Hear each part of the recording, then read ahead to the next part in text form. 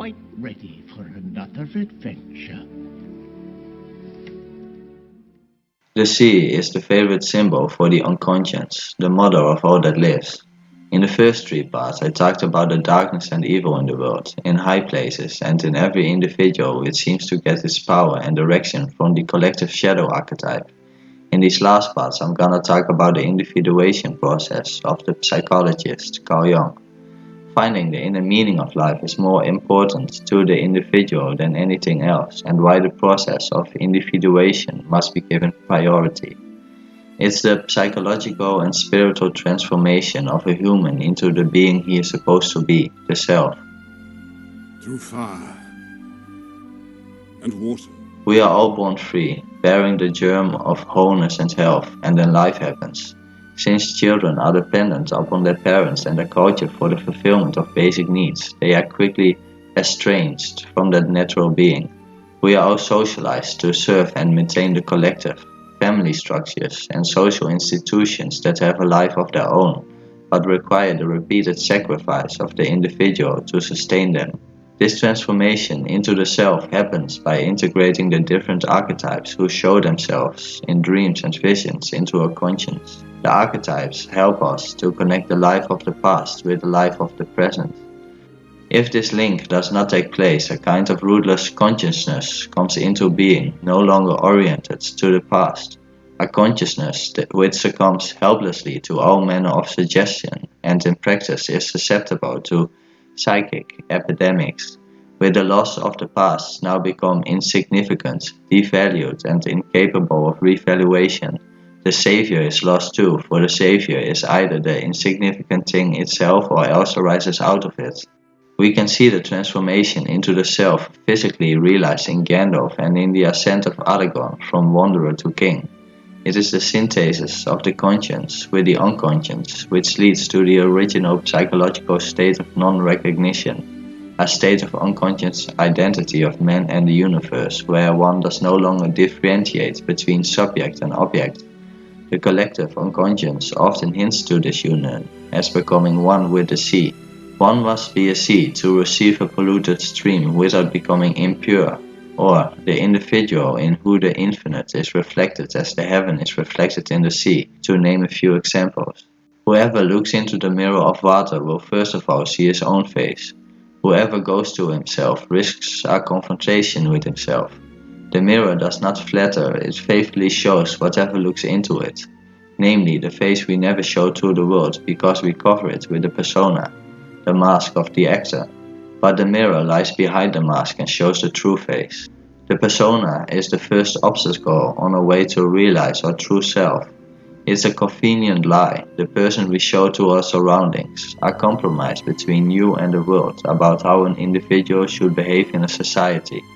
When one has found the courage to look behind his own mask, he will find a personal shadow, suppressed parts of the personality society considers evil. The meeting with oneself is, at first, the meeting with one's own shadow.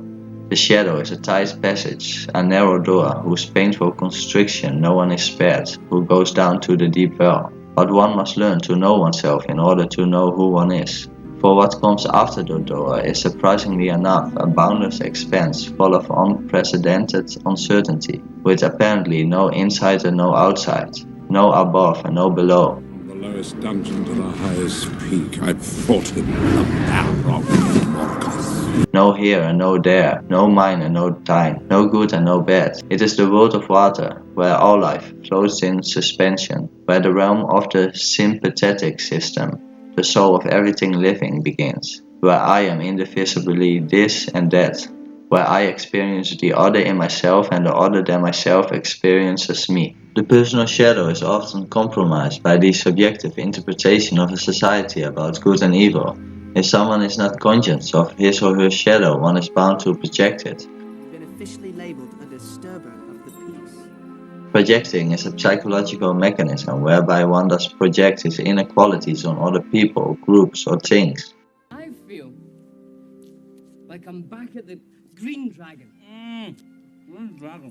In the individuation process, you can use this mechanism by looking at your feelings, accusations, and judgments of another person's character and see how they apply to your own behavior and thoughts. I see a mind You'll take the ring to Sauron! You will betray us! If you imagine someone who is brave enough to withdraw all these projections, then you get an individual who is conscious of a considerable shadow. Such a man has saddled himself with new problems and conflicts. He has become a serious problem to himself, as he is now unable to say that they do this or that.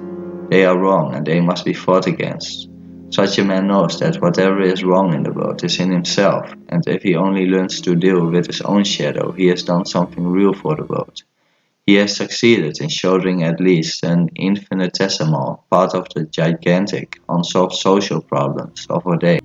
After integration of the shadow, one meets with the anima or animus. This is the opposite sex of a person's gender that inhabits the unconscious as the perfect representation of that sex.